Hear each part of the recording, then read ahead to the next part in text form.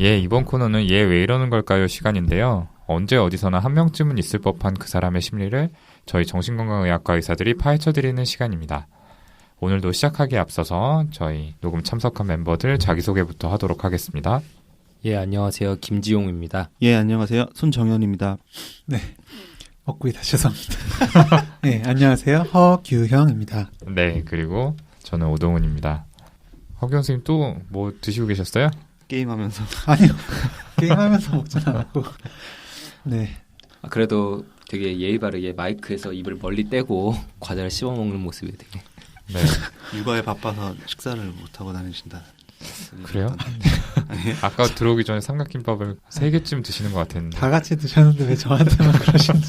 지금 아까 산 다이제도 거의 절반 이상. 그러게요. 그러게 사실 삼각김밥 제가 2개 먹고 싶었는데 허경 선생님이 3개 먹어가지고 제가 하나 먹었어요. 여기 있어요. 아까 치즈불닭 아, 너 3개 먹었어? 먹기 싫어서 안 먹은 거잖아요. 아이고, 허경 선생님 이따 드실 거잖아요. 아니에요. 아, 그 참치 마요네즈 제가 되게 눈독 들이고 있었는데 참치마요는 내가 먹었던 것 같은데. 제가 참치 마요 2개 샀거든요. 아, 진짜? 먹은 거야. 아, 그랬나? 그랬나 보다. 하여튼 제가 뭐 돈가스 먹었던 기억은 있습니다. 몇 개 먹긴 했네요. 네. 아무튼 뭐 요즘 따라 저희 인트로가 계속 아노미로 흘러가고 있는데 제가 너무 힘들어서 먹는 걸로 좀 풀다 보니까. 네, 아무튼 시작부터 비난해서 죄송하고요. 잡담 너무 길어지면 안 되니까 본격적으로 방송 시작해 보도록 하겠습니다. 네, 방송 시작에 앞서서 저희가 콘텐츠 펀딩을 계속 광고 드리고 있죠. 모금을 하고 있는데요.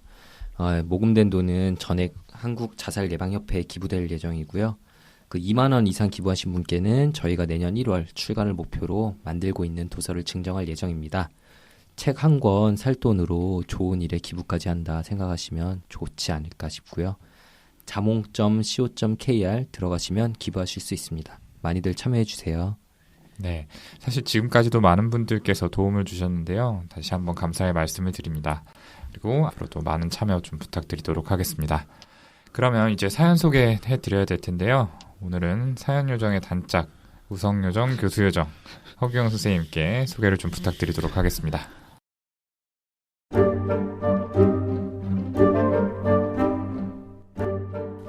안녕하세요. 이직을 해야 할까, 지금까지 해오던 일을 해야 할까 3개월째 고민 중인 자발적 백수입니다. 제 직업은 방송 작가입니다. 프리랜서이기에 한 곳에 묶이지 않고 묶여 살 수도 없습니다. 프로그램이 잘려나가면 백수가 되고 시즌제 프로그램이나 파일럿을 하면 또 다른 일터를 찾아야 합니다. 저는 백수가 되었습니다. 헌데 자발적 백수입니다. 이 자발적 백수 생활도 이번이 3번째입니다. 막내 시절 프로그램이 끝난 뒤 6개월을 쉬었고 서브 작가가 된 뒤에도 1년간 일을 하고 6개월을 또 쉬었습니다. 그리고 지금 또 3개월째 쉬고 있습니다. 처음에는 번아웃 때문이라고 생각을 했습니다. 업무 강도가 강하고 스트레스가 심한 직업이니까요. 매번 백수가 될 때마다 내가 정말로 이 일을 좋아하는지 고민이 됐습니다.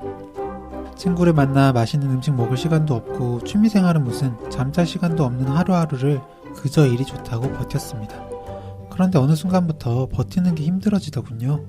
밤을 새도 일하는 게 재밌었는데 이제는 너무너무 자고 싶고 이렇게까지 아등바등 살아야 하나 마음의 중심이 사라진 것 같았습니다. 그래서 건강 악화를 핑계로 일을 그만뒀습니다. 작가 일을 시작한 지 올해로 5년.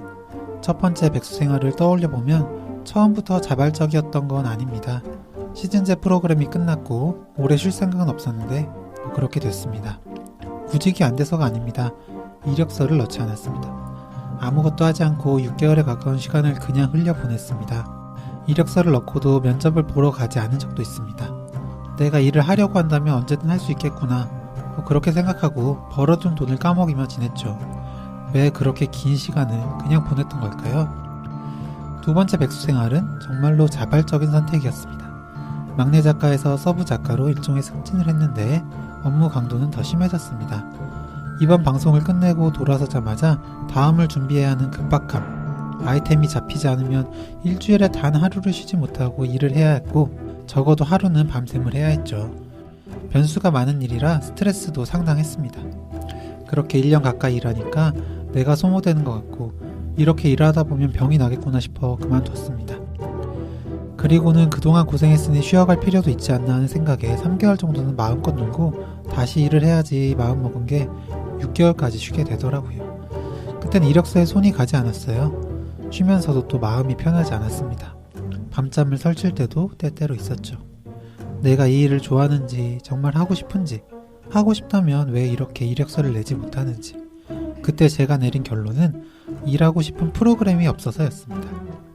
그렇게 한참 고민하다 정말 하고 싶은 프로그램의 공고가 떠서 면접을 보고 일을 시작했습니다. 일을 시작하면서 저는 일하기 전에 했던 고민들을 모두 버리고 열심히 일했습니다. 문제는 그 다음 프로그램이었습니다. 예상했던 것보다 아이템을 찾고 섭외하는 게 너무나 어려운 프로그램이었죠. 예전 같았으면 시키지 않아도 밤을 새서 아이템을 찾고 노력했을 텐데 아무리 마음을 다잡아도 안 되더군요. 머리로는 노력하면 할 수 있을 거라고, 더 노력하면 된다고 해보자고 다짐해도 몸이 따르질 않았습니다. 금방 피곤해지고 집중력도 떨어지고 밤을 새야겠다고 앉아서는 골아 떨어지기 일쑤고 일을 해낼 자신감도 의지도 없어 그만뒀습니다. 그렇게 3번째 백수가 되었습니다. 지금까지의 백수 생활을 돌이켜보면 스스로에게 브레이크를 거는 것 같다는 생각이 듭니다. 고비가 없을 땐 탈 없이 다음으로 이어지다가 고비가 와서 멈춰서면 다시 시동을 걸기까지 시간이 너무 오래 걸리는 것 같아요. 구직이 어려울 것이란 걱정은 없는데 일을 해나갈 자신이 없고 버텨낼 자신이 없습니다. 번아웃이 아닐까 하는 생각도 들고 이전 방송에서 말씀하셨던 회피성 성격 장애가 있는 건 아닐까 하는 생각도 듭니다. 저는 대학 시절 친구 관계가 문제가 생겼을 때 휴학을 선택한 적이 있습니다. 같은 과 친구가 갑자기 저에게 말을 건지 않고 없는 듯 대했거든요. 동아리 사람들과는 잘 지냈기에 학교 내에 제 공간, 제 친구가 없는 건 아니었지만 수업 시간마다 그 친구를 마주하는 게 힘들어서 휴학했습니다. 복학한 뒤에 관계 정리를 했지만 제가 먼저 손을 내민 건 아니고 우연히 길에서 만났을 때 친구가 사과를 해서 받아준 게 전부였습니다. 인간관계를 맺을 때 먼저 다가가기보다는 상대가 저에게 호의적인지 저와 잘 맞는지 먼저 살핀 후에 마음을 엽니다. 새로운 환경에서 어울리는 게 불편한 것 같습니다. 제 이런 성향이 자발적 백수 생활이 길어지는 원인 중 하나일 수 있을까요? 그렇다면 어떻게 이 성향을 긍정적인 방향으로 바꿀 수 있을까요? 또 혹시 번아웃 증후군이라면 어떻게 해야 벗어날 수 있을까요? 앞으로 살아가면서 스스로에게 브레이크를 거는 일은 없었으면 브레이크를 걸더라도 침착하게 시동을 걸 수 있게 되기를 바라거든요.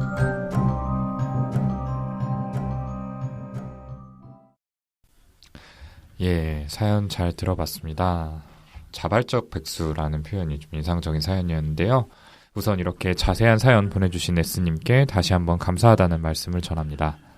선생님들 다들 들으시면서 좀 어떤 생각들이 드셨나요? 네, 지금은 많이 못 보지만 예전에는 제가 TV 정말 열심히 봤어요. 특히 예능은 빠지지 않고 다 봤었는데 정말 방송 하나 만드는데 고생을 진짜 많이 하시는구나 이런 생각이 먼저 들었네요. 예전에 그 사세라고 그들이 사는 세상 드라마, 네네네. 예, 저도 봤어요. 보셨죠? 예. 그 드라마에 이제 방송 작가나 PD들이 밤을 새면서 일하는 장면이 되게 많이 나오잖아요. 그 장면이 떠오르기도 했고요. 또 작가라 그러신지 브레이크 그리고 시동으로 삶을 표현하신 게 좀 인상 깊었네요. 저는 그 라디오를 출퇴근길에 많이 듣고 있는데 그 매일매일 전혀 새로운 내용들로 2시간짜리 방송들이 만들어지는 게 참 신기하다, 대단하다 생각을 자주 하거든요. 그 왜 뭔가 이렇게 엄청 신기하고 대단한 전자제품 같은 게 새로 나오면 왜 막 또 공돌이 갈아서 만들었네 뭐 이런 농담들 하잖아요. 저는 이번 사연 읽고 나서 이 방송 프로그램이라는 게 작가분들 갈아서 만드는구나 그런 생각이 들었습니다. 네. 요즘 일자리 구하는 게 보통 어려운 게 아닌데 지금 자발적인 백수로 몇 달 동안 지내신다고 하는 거 보면 그 일이 정말 얼마나 힘들었던 건가 싶기도 하고요. 네. 저희도 뭐 정규 방송은 아니지만 지금처럼 이렇게 팟캐스트 하면서 대본 쓰고 주제 준비하고 한다고 나름 힘들잖아요. 네. 그래서 허경 선생님은 지금도 이렇게 삼각김밥 먹고 이렇게 힘들게 살고 있는데 아침부터 여기 녹음실 와가지고 그쵸. 밥도 먹고 네. 김밥 3개씩 먹고 전문직인데 위로하는 척하면서 한 번씩 이렇게 고맙네. 하여튼 그래서 괜찮아요? 더 이분의 사연이 남일 같지 않게 들었어요. 네. 그 TV에 나오는 완벽한 방송을 만들기 위해서는 얼마나 많은 준비를 해야 되는 걸까라는 생각이 들고 저희처럼 솔직히 뭐 이상하면은 재녹음 해버릴 수도 있고 이번엔 망했다 이래버릴 수도 있는데 그러게요. 그건 그럴 수 없으니까 압박감이 정말 큰 직업이겠다 뭐 이런 생각이 들었어요. 그죠. 피드백의 규모 자체가 뭐 TV는 뭐 네. 다를 네, 테니까 그렇죠. 네. 굉장히 부담도 클 것 같고 이런 생각이 드는데요. 아무튼 이 SC의 이야기 중에 좀 번아웃 증후군이라는 표현이 등장을 했잖아요. 그래서 여기에 대해서 좀 얘기를 해보면 좋을 것 같은데요. 이 번아웃 증후군은 증후군이라는 말이 붙다 보니까 이게 질병인가 하는 생각을 하기 쉬운데 사실은 의학계에서 공식적으로 사용되는 말은 아닙니다. 이 단어는 1980년대부터 사용이 되기 시작한 말로 알려져 있는데 우리나라에서는 최근 몇 년 사이에 좀 많이 사용이 되고 있죠. 그 한 언론사에서 2013년에 직장인 1000명을 대상으로 한 설문조사에서 800명이 넘는 사람들이 번아웃을 경험했다라고 대답을 했다고 하는데 최근 들어 특히나 사회적으로 좀 주목을 받고 있는 현상이라고 할 수 있겠습니다. 근데 저기 번아웃이라는 단어를 우리가 계속 쓰고 있는데 정확히 무슨 뜻인지를 한번 얘기를 해주시면 좋겠네요. 이건 역시 아메리칸 마이클 손 씨가 좀 정확한 의미를 번역해서 얘기해 주시면 안 되나요? 제가 매번 얘기하지만 저는 미국 사람이지만 미국 말은 하지 못합니다. 이런 거 시키지 말아주세요. 힘들어요. 저. 한국말을 잘 못하시는 것 같아서 혹시 영어 둘 다 잘하시나? 못해요. 둘 다 못합니다. 됐습니까? 이게 조기 영어 교육의 폐해를 보여주는. 네. 역시 이런 새로운 개념은 좀 제가 설명을 드려야 될 것 같네요. 그냥 영어 단어 뜻을 좀 생각하시면 되는데 번아웃이란 말은 말 그대로 번역하면 불태워버리다라는 뜻이잖아요.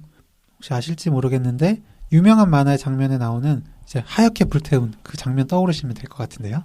아, 그거 어디서 들어본 것 같기도 하고 뭐 저랑은 좀 연배가 맞지 않는지 그게 무슨 말인지 잘 모르겠는데 근데요? 무슨 소리예요? 뭐 저는 당연히 그 만화 뭔지 알 것 같은데. 그지. 아, 형은 알겠죠. 내일의 조에 나오는. 그러니까 그 짤방으로도 되게 많이 쓰이는데 갑자기 세대 차이 만들려고 하네. 아, 저는 인터넷 잘 안 하고 주로 이제 책 보고 이러는 거 좋아하니까 그 책이라고. 역시 제일 연식이 오래된 두 분 아닐까봐 그 오래된 만화에 대해서 잘 공감을 하고 계시네요. 그러게요. 아니 이거는 그냥 우리 세대는 모르는 만화인데. 아 진짜 맨날 되게 나이 든 사람 취급해서 청취자분들께서 저희끼리 나이 차가 큰 줄 착각하실 것 같은데 한두 살 차이거든요. 2살이죠, 네. 2살. 네. 사회 나오면 사실 네. 2살. 그렇다고 평소에 뭐 이렇게 나이 있는 형님 취급해 주는 것도 아니고 막말 막 하면서 나이 있는 취급은 하죠. 형님 취급은 안 하는데. 뭐 이 만화는 아마 다른 듣고 계신 청취자분들도 대부분 아실 거라고 저는 생각을 하고요. 제가 이걸 아는 건 나이가 많아서가 아니고 그냥 소시적에 만화방에 열심히 출입했던 덕에 이렇게 머릿속에 떠오른 건데 뭐 사담이지만 신촌에 만화공화국이라고 정말 라면을 맛있게 끓여주는 곳이 있어서 수업 시간에 좀 자주 가곤 했었습니다. 수업 시간에 수업 시간에 가야 제맛이죠. 가서 아주머니 여기 라면 하나요? 또 왔어? 맞아요. 한 번은 제가 아주머니보다 일찍 가서 계단 앞에 앉아 있었던 적이 있어요. 거기가 12시인가 열잖아요. 아니요 9시로 열어요. 학생 이번 학기 학점이 몇이야? 그만 와. 아주머니가 배달 온 요구르트를 저한테 주더라고요. 미안하다면서. 학교는 그렇게 제 시간에 안 가면서. 심지어 집도 먼데. 아 그러니까.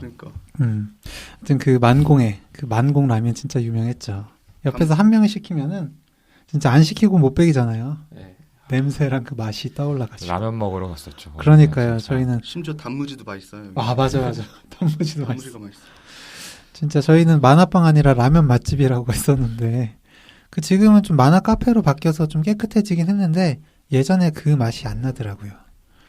어쨌든 먹방 방송이 되는 느낌. 얘기 너무 됐어. 네. 근데 다들 약간 군침 흘리고 계시는 것 같은데 저한테 비난하셨던 분들 다 그 와중에 허경 선생님 또 배고파가지고. 아니에요. 제가 얘기 꺼낸 게 허경 선생님 때문에 삼각김밥을 하나밖에 못 먹어가지고 라면 생각나서. 네, 배고파서. 이거 화끈 치즈 불닭볶음밥 드시라고요. 눈물 겹네요. 네. 어쨌든 좀 얘기가 빠졌는데 그 번아웃 신드롬이라고 하는 거는 이제 미국의 정신분석 의사 허버트 프리덴버그라는 사람이 처음 사용한 심리학 용어입니다. 허씨네요. 진짜. 허경 선생님하고 어떤 관계죠? 와. 마이클 손은 맛인가요? 아, 근데 저도 그 그 생각을 좀 하긴 했어요. 이거 허경 선생님이랑 동성동본인가? 제일 먼 친척은 쇼 코넬인데 마시가 아니고요. 네. 허시, 허버트 프리덴버그가 사용한 용어인데 우리말로는 이제 탈진 증후군, 소진 증후군이라고 좀 하죠. 어떠한 일에 너무 몰두하다가 신체적, 정신적 스트레스가 계속 쌓여서 무기력증, 또 심한 불안감, 또 심하게 이제 자기 혐오나 분노, 의욕 상실 이런 여러 가지 증상들이 몰려오는 걸 이야기합니다. 제가 말했던 만화의 장면이 정말 이걸 잘 보여주는 장면일 텐데 좀 보여드리지 못해서 안타깝네요. 페이스북 페이지에 좀 올려놓으면 좀 보시려나? 네, 올려주세요. 네. 네, 저희 페이스북 페이지 하여튼 그림 올려놓을 테니까 많이 와서 봐주시고요. 이렇게 뭔가에 몰두를 하다가 어느 순간 이후로 지치면서 정말 힘들다 이렇게 얘기를 하시는 분들을 심심찮게 보는 것 같아요. 네, 여기서 볼 수 있네요. 김지훈 선생님이요. 거울 보신 얘기 하시는 거죠? 또 비난하시네요. 네, 어제 하루만 10번 넘게 힘들어, 그만두고 싶어 계속 문자 보냈잖아요. 틱이죠, 틱. 네. 막 뜬금없이 애들 사진 보여주면서 힘들어라고 보내고. 자꾸 이러시면 듣고 계시는 제 가족분들도 진짜인 줄 알겠어요. 아직 모르세요? 네. 예전에는 진짜 예전에 학생 때, 인턴 때, 이럴 때 1년차 때 이럴 때 저 혼자만의 유행어처럼 입에 달고 다닌 시절이 있었어요. 나 힘들어. 이렇게 많이 들으셨죠? 오리지널이. 네. 제가 많이 따라했었는데. 오동훈 선생님 같이 인턴 돌 때 진짜 많이 따라했었죠. 네. 근데 이제 힘든 시절 다 지나갔고 안 한 지 진짜 오래됐거든요. 저 좀 그만 괴롭히시면 좋겠고요. 안 한 지 하루. 네, 저 힘들어요. 또 저러시네요. 김징징 에릭남님. 아무튼 저희 진짜 조금만 방심하면은 말이 산으로 가는데요. 역시 이럴 때는 가장 좀 중심을 잡아주는 제가 멈추지 않으면 안 될 것 같습니다. 아무튼 이제 SC도 이야기를 하시긴 했지만 방송작가 일이 진짜 빠른 시간에 많이 몰아서 일을 해야 된다고 해요. 그래서 매주 한 편씩 나가는 방송이라면은 사실은 계속 주중에도 아이템을 찾고 구성하고 촬영해야 되고 이런 일들이 계속 되는 거잖아요. 그렇죠. 근데 이런 것들 중에 한 번이라도 펑크가 나면은 다른 거를 급히 끌어다 써야 되는데 이럴 때 정말 막막할 때가 많겠죠. 이 에너지를 쏟아붓고 또 하나가 끝나서 좀 쉬려고 하면은 바로 다음 것 해야 되고 이런 걸 생각해 보면은 참 소진되기 쉬운 일이다 이런 생각이 좀 드네요.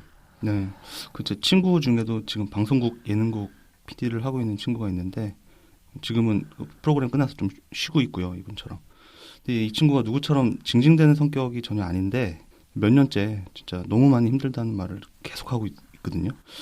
자칫하면은 펑크 날 수 있다는 그런 긴장감도 있고 계속해서 재밌고 새로운 아이템 그리고 출연진을 찾아서 섭외를 해서 촬영을 해서 결과물을 내야 되고 그 결과물이 좀이라도 별로다 싶으면 바로 인터넷으로 악플들을 막 뜨고 시청률도 계속 이제 나오니까 스트레스가 심하다고 하더라고요. 그렇겠죠. 네네. 근데 그건 그렇고 그 친구가 사실 저희 내부자들 초기부터 자기가 들어봤는데 좀 자극적인 거 해라, 지루하다, 재미없다 그런 식으로 계속 디스를 했거든요. 근데 이 방송이야말로 얼마 전에 종영 때 보니까 시청률 바닥이고 아주 노잼이었다고 꼭 이 자리를 빌어서 말해주고 싶습니다. 복귀를 할 수 있을지 모르겠어요. 완전 사신방송 지금. 저는 재밌게 봤고요. 그 방송이요? 네. 정현이 빼고 저희 좀 섭외해 주셨으면 좋겠습니다. 나중에 하실 때. 저는 항상 평소에 얘기를 건너들었긴 하지만 존경해 오고 있었습니다. 어떻게 그렇게 방송을 잘 만드실 수가 있는지. 공중파 방송 한번 타보시려고 다들 아주 그냥 노력하시네요. 근데 이게 얘기하다 보니까 사실 지금 저희들도 좀 비슷하지 않아요?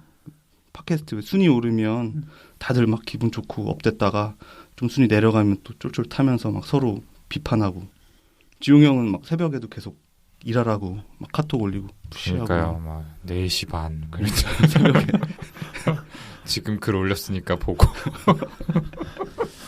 답장 안 한다고 막 마음 상하고 완전 무서워요 진짜. 무서워요. 순위에 가장 예민하신 오동훈 선생님 때문에 저도 많이 이렇게 좀 쫄쫄 타면서 일을 할 수밖에 없는데 뭐 어쨌든 지금 선생님들이 말하는 정도까지는 아니지만 그래도 저희 뭐 순위 오를 때는 또 기분 좋고 그것보다 더 큰 거는 사실 나름대로 저희가 정말 열심히 준비했는데 뭐 방송 때문에 도움을 많이 받았다. 특히 이제 방송 듣고 그동안 계속 미뤄왔는데 용기를 내서 정신과에 처음으로 가봤다. 이런 피드백을 네. 받으면 저희 되게 뿌듯하잖아요. 맞아요. 이 메일로 네, 그런 그쵸. 얘기 하시면 정말 그렇죠. 그럴 때 솟는 긍정적 에너지로 좀 버티고 있는 것 같고 근데 사실 저 이번 주 들어서는 저희가 좀 번아웃이 된 것 같다 이런 느낌을 많이 받기도 했거든요. 낮에도 많이 쓰러져서 잠들기도 하고 이랬는데 여기 계신 여러분들한테 좀 일하라고 잔소리하고 챙기는 게 정신적 에너지가 엄청 드는 일인 것 같아요. 네. 미안하네요. 청취자 여러분들, 저희 이제 우리 김지용 선생님이 번아웃 되지 않게 좀 많이 저희 방송 들어주세요. 주변에도 퍼뜨려 주시면 더 감사하겠습니다. 부탁드립니다. 그 방송 이야기를 하다 보니까 이야기가 좀 샜는데 이렇게 매주 마감이 닥쳐오는 방송 관련 일들도 그렇지만 사실 생각해보면은 다른 웬만한 일들은 다 마찬가지가 아닐까 해요. 거의 모든 일이 마감이라는 게 있고 그때까지 최대한 뭔가 만들거나 실적을 쌓거나 하기 위해서 무리해서 일을 하는 경우가 많잖아요.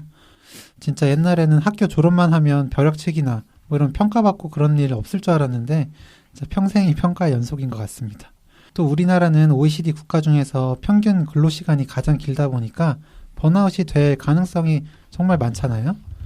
이렇게 무리해서 일을 많이 한 후에 정서적, 신체적으로 지치고 피곤하고 무기력하고 짜증이 늘어나는 이런 상태를 통틀어서 번아웃 신드롬이라고 이야기를 합니다. 저희가 번아웃 신드롬에 대한 체크리스트를 뭐 페이스북이나 뭐 플러스 친구 이런 데다 좀 올려놓을 테니까 청취자분들도 좀 한 번씩 해보세요. 네, 그리고 그 번아웃 증후군이 시작되는 걸 알 수 있는 몇 가지 지표가 있죠. 스트레스성 뇌 피로증이라고도 하는데요. 특징적으로 번아웃 신드롬에서는 수면의 질이 나빠지고 건망증도 심해지고 또 성격이 좀 변한 것처럼 짜증이 늘어난다고 합니다. 여기서 수면의 질이 나쁘다고 하는 건 우리가 일반적으로 말하는 불면증하고는 좀 차이가 있어서 실제로 잠을 잘 못 자기도 하지만은 잔 후에도 푹 못 잔 것 같다. 아침에 일어나도 여전히 피곤하다. 이런 얘기를 많이들 하시는 경우가 있습니다. 잠을 자기는 했는데 충분히 충전이 휴식이 되지를 못하는 거죠. 그리고 이제 자꾸 해야 될 일을 이렇게 잊어버리는 건망증도 생기는데 이거는 실제로 어떤 뇌 기능의 퇴행이 와서 생긴다기보다는 집중력이 떨어지면서 그 상황 기억을 못하는 거라 기억력 검사를 해보면 또 정상으로 나오기도 합니다. 마지막으로 그 감정 기복이 심해진다고 말씀드렸는데 사소한 일에도 짜증을 내거나 아니면 오히려 반대로 아무런 감정이 느껴지지 않는 상태가 되기도 합니다. 네, 지금 얘기 설명들 잘 해주셨는데 근데 이렇게 증상들을 듣고 보면 사실 우울증하고 어떻게 차이가 있는 건가 이런 생각이 들기도 하거든요. 네. 우울증에서도 뭐 특징적으로 기분이 가라앉거나 짜증이 많이 나는 증상이 있고 무기력하고 기억력도 저하되는 증상들이 있잖아요. 뭐 어떤 차이가 있는 거죠? 실제로도 번아웃 증후군에 대한 최근의 연구들을 살펴보면은 번아웃 증후군하고 우울증이 거의 90% 정도는 진단이 일치한다. 이런 결과가 있어요. 그만큼 두 가지를 구분하는 게 쉬운 일은 아닌데요. 다만 좀 중요한 차이가 있다면 번아웃 신드롬은 어쨌든 증상을 일으킨 원인이 뚜렷하게 있다는 거죠. 좀 다시 말해서 원인이 있기 때문에 그 원인을 해결하면 증상도 뭐 나아질 수 있다. 이런 의미가 좀 될 수도 있고요. 네, 그렇죠. 그 원인이 직업적 영역에 있는 경우에 우리가 이렇게 번아웃 증후군이다라고 부르는데 사실은 그 원인이라는 거를 해결하기가 좀 쉽지가 않잖아요. 이제 내가 하는 일이 과도하게 많아서 소진이 되는 거라고 하는데 실제로 일하다 보면은 뭐 실적 압박이라는 게 없을 수가 없죠. 근데 이런 때에 저는 지금 소진되기 직전이니까 일을 적게 하겠습니다. 이렇게 얘기를 하는 거는 좀 어렵겠죠. 네. 거의 뭐 불가능에 가깝다고 생각이 되고요. 또 실적 상관없이 그냥 자의로 일을 조금씩만 하다가는 또 잘릴 수도 있고 승진이 안 될 수도 있고 또 자영업 하시는 분들의 경우에는 당장의 매출이 줄어서 경제적인 타격을 입게 되잖아요. 근데 이제 항상 이렇게 내가 일을 조금 하면은 내 자리가 위험해진다라는 불안이 따라다니는데 이거를 좀 떨쳐버릴 수 있는 사람이 있을지는 의문이 좀 드네요. 그렇죠. 네. 그게 문제인데 이렇게 불안감이 계속해서 생기고 이걸 떨쳐버릴 수 있는 성질의 불안이 아니다 보니까 이런 감정들을 회피하려는 모습을 보이게 됩니다. 일종의 방어 기제, 내 스스로를 지키기 위한 어떤 자동적인 반응이라고 할 수가 있는데 쉽게 얘기하면 아무 생각도 반응도 하지 않고 멍 때리게 되는 거죠. 그 외 카우치 포테이토라고 미국에서 쓰는 단어인데요. 소파에 누워서 감자칩 먹으면서 TV만 보고 있는 그런 사람들, 그런 상태를 말하는 거죠.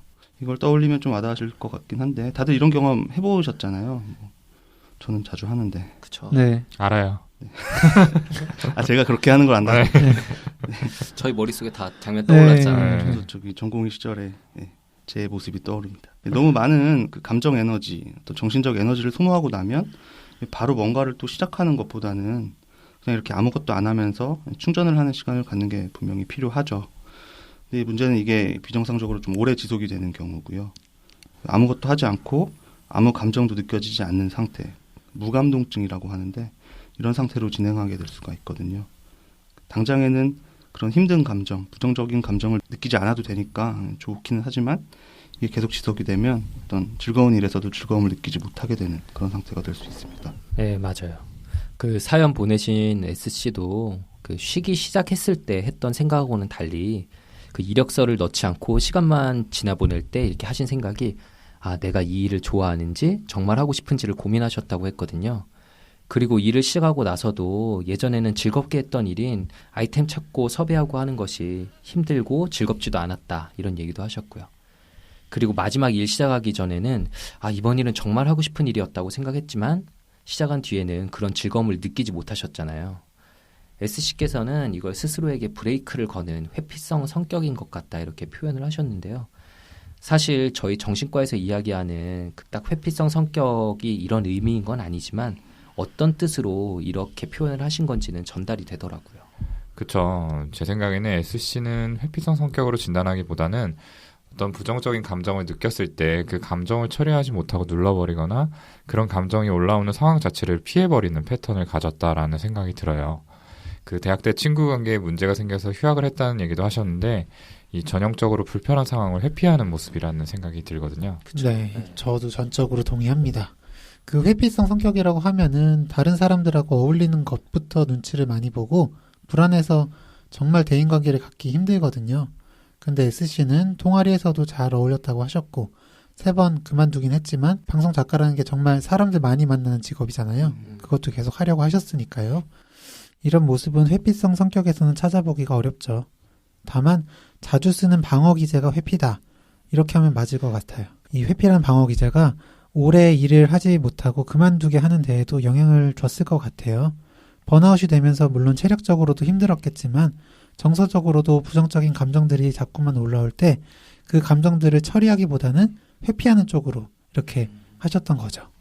네, 그러니까 그 방송 작가 일이라는 직업 환경에서 어떤 육체적 그리고 감정적으로 스트레스가 심한 상황이 오래 계속되다 보니까 원래부터 S씨가 가지고 계셨던 이 회피라고 하는 방어 기제가 더 고착화되게 되었다는 거네요. 그럼 마지막으로 이런 성향을 어떻게 하면 긍정적으로 바꿀 수 있을지 아니면 이게 번아웃 증후군이 맞다면 어떻게 해야 벗어날 수 있을지를 물어보셨는데 저희가 여기에 대해서는 뭐라고 말씀을 드릴 수가 있을까요? 아무래도 이제 번아웃 신드롬이라고 한다면은 업무로 인한 스트레스가 주 원인이니까 거기서 잠시나마 떨어지는 게 도움이 되겠죠. 할 수 있다면 뭐 잠시 휴가를 다녀오거나 휴직 기간을 갖는 게 일반적으로는 좋을 것 같은데 다만 사연자분께서는 휴직을 반복하면서 되려 업무 스트레스에 대해서 회피하고자 하는 패턴이 더욱더 이렇게 굳어져 버렸을 가능성이 있어요. 그래서 어쩌면 이전보다 업무 스트레스를 견디는 역치가 낮아져서 예전보다 적은 스트레스에도 일을 그만두게 되신 건 아닌지 좀 스스로 체크를 해보셔야 될 것 같다는 생각이 들고요.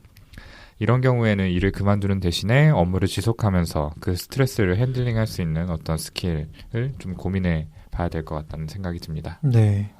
그 업무 스트레스를 견디는 역치 자체가 낮아졌다 말씀을 하셨는데 거기 더해서 일을 다시 하면 힘들 것 같다. 버텨낼 자신이 없다면서 일하는 것 자체를 회피하게 된 것 같아서 저는 좀 걱정이에요. 말씀하신 대로 구직 자체가 어렵지 않다면은 지금처럼 힘들 때 좀 자발적으로 백수가 되었다가 충전 후에 다시 일 구하고 그러는 건 좀 문제가 없지 않나요? 몇 번이고 더 취직하셨다가 다시 자발적 백수가 되더라도 괜찮으니까 저는 너무 본인에 대해서 이상하다고 생각 안 하셨으면 좋겠어요. 네, 제가 그 방송작가 쪽 업계가 어떤지는 당연히 잘 모르지만 요즘처럼 그 모두가 취업이 힘든 시기에 그래도 본인이 원할 때마다 취업이 되고 뭐 승진도 되고 하셨던 걸 보면 그리고 사연에서도 구직이 뭐 걱정되는 건 아니다 이런 얘기를 하신 거 보면 정말 능력이 출중하신 것 같다는 생각이 들었어요. 그 회피의 방어 기제를 또 주로 사용하는 것 같다는 이야기를 저희가 지금 계속 드리고 있는데요.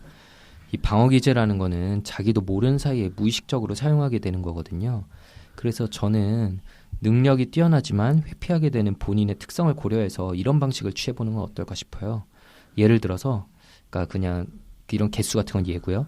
방송 2개를 끝마치고 나면 3개월의 휴식 시간을 나에게 준다라는 식으로요. 이렇게 루틴을 정해놓고 거기 따라서 하게 되면은 쉬게 될 때도 자기를 좀 비난하지 않고 좀 더 마음 편히 쉴 수 있을 거고, 일을 회피하고 싶어질 때도 조금만 더 참으면 쉬는 시간을 가지게 될 거니까 견뎌내는데 도움이 될 수 있지 않을까 이런 생각이 들었어요. 네, 이런 루틴이 가능하다면 정말 좀 도움이 될 것 같다는 생각이 드네요. 근데 지금 일단 이분이 몸과 마음 다 지치고 스트레스 역치가 많이 낮아져 있잖아요. 그래서 지금 상태에서는 좀 직업 외적인 부분에서부터 자기에 대한 효능감, 그리고 자기를 좀 컨트롤할 수 있는 느낌을 되찾을 수 있는 어떤 걸 좀 시작해 보시는 게 좋을 것 같다는 생각을 했습니다. 그 일상에서 아주 해내기 쉬운 걸로 이렇게 짧은 기간 동안 목표를 이루는 것을 시작해 보는 게 좋을 것 같은데요. 예를 들어서 열흘 동안 하루에 10분씩 야외에서 햇빛 쬐면서 걷든 달리든 움직여보기 이런 게 있겠죠. 이런 아주 사소한 목표들부터 시작해서 뭔가를 달성해보는 연습을 반복을 해보시면 나중에 작가 업무에 복귀를 하셨을 때 이 번아웃 되지 않고 스트레스를 견뎌내시는데 조금이나마 좀 도움이 될 거라고 생각을 합니다. 네. 그리고 저는 S씨의 상태가 지금 단순히 번아웃인지 아니면 혹시 우울증은 아닌지도 좀 확인을 해보는 게 필요할 것 같아요. 아까 이야기한 것처럼 우울증하고 진단이 90%까지도 일치한다고 했었는데, 우울증이 맞다면 약물 치료나 인지행동 치료 같은 우울증의 일반적인 치료 방법이 도움이 될 수 있거든요. 네, 그렇죠. 이 우울증인데 번아웃 신드롬으로 잘못 진단을 하게 되면은 치료 시기를 놓쳐서 병이 악화되기도 합니다. 이 번아웃 신드롬을 겪고 계신 분들은 위에서 언급한 것처럼 휴가를 다녀오는 식으로 재충전을 하면은 어느 정도 회복이 되는 반면에, 우울증 환자분들은 일상적인 즐거움에도 흥미를 느끼지 못하기 때문에 여행 같은 게 큰 도움이 되지 않을 수도 있고, 되려 일을 쉬면서 무기력감이나 무가치감 같은 게 심해질 수도 있거든요. 그래서 저희가 위에서 체크리스트를 소개해드렸지만 사실은 번아웃 신드롬이라고 자가진단해서 확진하는 거는 조금 위험할 수도 있어요. 그래서 가장 중요한 거는 이런 증상이 있을 때 미루지 말고 치료자를 찾는 것이라고 저는 생각합니다. 네, 사실 저희가 올려놓을 거긴 한데 번아웃 체크리스트 보면은 내 얘기인데 하시는 분들이 대부분이시지 않을까 싶어요. 네, 단순히 해당만 되는 게 문제가 아니라 그 정도가 심해서 일상생활을 잘 그리 못하고 직업 생활에 지장이 왔다 일 경우에만 좀 해당되는 걸 거고요. 저는 마지막으로 드리고 싶은 말씀이 이제 주관적인 안정감이라고 해서 스스로가 느끼는 행복을 말하는데요. 이거는 유전적인 요인, 그리고 환경의 영향, 그리고 스스로 하는 행동으로 구성되어 있다고 해요. 그중에서 유전이 50%, 환경이 10%, 행동이 40%를 차지한다고 하는데, 가장 큰 유전적인 요인은 저희가 다시 태어나지 않는 한 바뀔 수 없는 거잖아요. 그리고 경제력이나 일 같은 환경의 영향은 10% 정도밖에 영향을 못 줘요. 즉 내가 바꿀 수 있는 행동적인 부분이 40%나 되고, 자기 자신의 스스로 행동을 어떻게 바꾸느냐에 따라서 얼마나 행복할 수 있는지가 결정이 된다는 거거든요. SC 스스로도 자신의 성향에 대해서 고민을 많이 해보셨는데, 저희가 오늘 드린 이야기를 참고해서 변화하고 움직여보려고 좀 노력을 해보세요. 처음에는 별다른 것 없이 느껴질더라도 나중에는 큰 변화가 올 수 있다고 생각을 합니다. 네, 이렇게 우리 소감까지 잘 들어봤고요. 첫 번째 사연 이걸로 좀 마무리 지을 텐데, 방송 끝내기 전에 우리 늘 하던 그 소개 3종 세트 소개 요청 손정현 선생님께 한번 부탁드릴게요. 예, 이메일 brainrich6@gmail.com brainrich 숫자 6@gmail.com으로 정신과에 관해서, 그리고 본인이나 주위 사람의 심리에 대해 궁금한 점, 고민되는 점 보내주시면 감사하겠습니다. 그리고 페이스북, 카카오톡 플러스 친구의 뇌부자들로 검색하시면 저희가 거기에 새로운 저희들의 소식이나 방송에서 미처 못다한 이야기들을 글로 올리고 있으니까 많이 친구 추가해서 읽어주시고 또 소감 달아주시면 감사하겠습니다. 네, 좋습니다. 이걸로 이번 시간은 마무리 짓고요. 저희는 얘 왜 이러는 걸까요? 두 번째 사연으로 다시 찾아뵙도록 하겠습니다. 감사합니다. 감사합니다.